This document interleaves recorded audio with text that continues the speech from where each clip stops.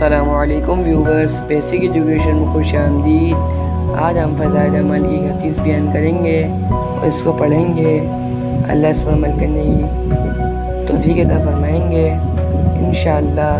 آپ سے گزارش ہے چینل کو سبسکرائب کر دیں اور بیل آئیکن کو دبا دیں تاکہ ہم بار بار مل سکیں۔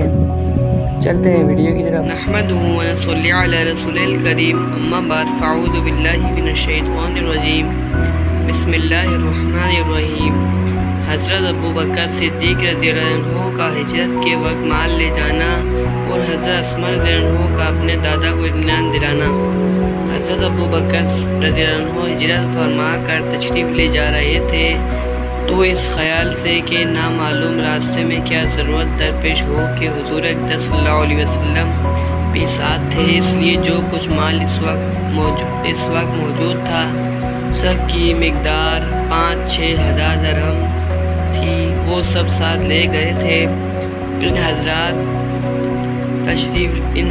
کے تشریف لے جانے کے بعد حضرت ابو بکر رضی اللہ عنہ کے والد ابو قحافہ جو نابینا ہو گئے تھے، اس وقت تک مسلمان نہیں ہوئے تھے، پوتیوں کے پاس تسلی کے لیے آ کر افسوس سے کہنے لگے کہ میرا خیال ہے کہ ابو بکر نے اپنے جاننے کا صدمہ بھی تم کو پہنچایا اور مال بھی شاید سب لے گیا کہ دوسری مشقت تم پر ڈالی۔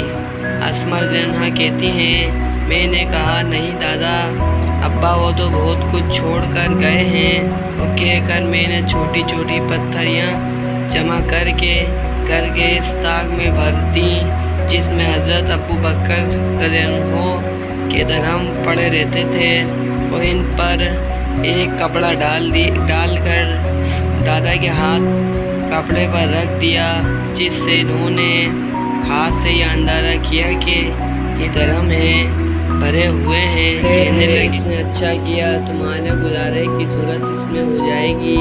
اسماء رضی اللہ عنہا کہتی ہیں کہ خدا کی قسم کچھ بھی نہیں چھوڑا تھا، مگر میں نے دادا کی تسلی کے لیے یہ صورت اختیار کی کہ ان کو صدمہ نہ ہو، فائدہ یہ دل گردے کی بات ہے، ورنہ دادا سے زیادہ ان لڑکیوں کو صدمہ ہونا چاہیے تھا، اور جتنی بھی شکایت اس وقت دادا کے سامنے کرتی، درست تھا کہ اس وقت کا ظاہری سہارا ان پر ہی تھا۔ ان کے متوجہ کرنے کی بظاہر بہت ضرورت تھی کہ ایک تو باپ کی جدائی، دوسری گزارے کی کوئی صورت ظاہراً نہیں۔ مکے والے عام طور سے دشمن اور بے تعلق، مگر اللہ جل شانہ نے ایک ادا ان سب حضرات کو، مرد ہو یا عورت، ایسی ادا فرمائی تھی کہ رشک آنے کے سوا اور کچھ بھی نہیں۔ حضرت ابو بکر صدیق رضی اللہ عنہ اول میں نہایت مالدار اور بہت بڑے تاجر تھے، لیکن اسلام کی اور اللہ کی راہ میں یہاں تک خرچ فرمایا کہ غزوہ تبوک میں جو کچھ گھر میں تھا سب ہی کچھ لاٹ دیا، جیسا کہ چھوٹے باپ کے چوتھے قصے میں مفصل گزرا ہے۔ اسی وجہ سے حضور اقدس صلی اللہ علیہ وسلم کا ارشاد ہے کہ مجھے کسی کے مال نے اتنا نفع نہیں پہنچایا جتنا ابو بکر رضی اللہ عنہ کے مال نے۔ میں ہر شخص کے احسانات کا بدلہ دے چکا ہوں، مگر ابو بکر رضی اللہ عنہ کے احسانات کا بدلہ اللہ ہی دیں گے۔ حضرت اسماء رضی اللہ عنہ کی سخاوت۔ حضرت اسماء رضی اللہ عنہ بڑی سخی تھی، اول جو کچھ خرچ کرتی تھی اندازے سے ناپ تول کر خرچ کرتی تھی، مگر جب حضور اقدس صلی اللہ علیہ وسلم نے ارشاد فرمایا کہ باندھ کر نہ رکھے کر اور حساب نہ لگایا کر، جتنا بھی قدرت میں ہو خرچ کر لیا کر، تو پھر خوب خرچ کرنے لگی۔ اپنی بیٹیاں اور گھر کی عورتوں کو نصیحت کیا کرتی تھیں کہ اللہ کے راستے میں خرچ کرنے اور صدقہ کرنے میں ضرورت سے زیادہ ہونا اور بچنے کا انتظار نہ کیا کرو۔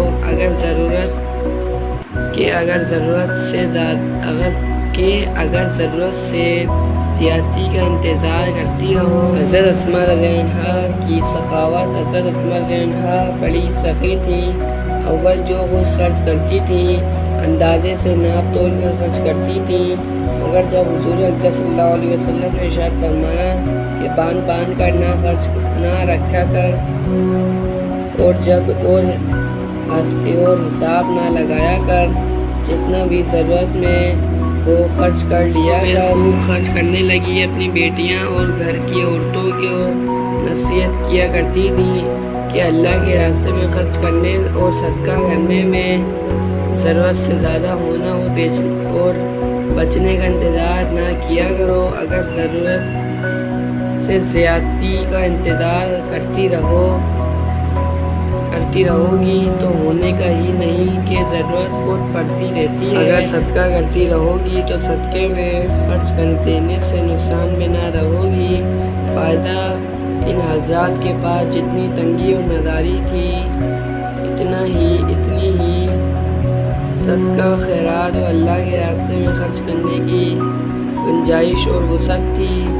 آج کل مسلمانوں میں افلاس اور تنگی کا عام شکایت ہے، مگر شاید ہی کوئی ایسی جماعت نکلے جو پیٹ پر پتھر باندھ کر گزارا کرتی ہو یا ان پر کئی دن کا مسلسل فاقہ ہو جاتا ہو۔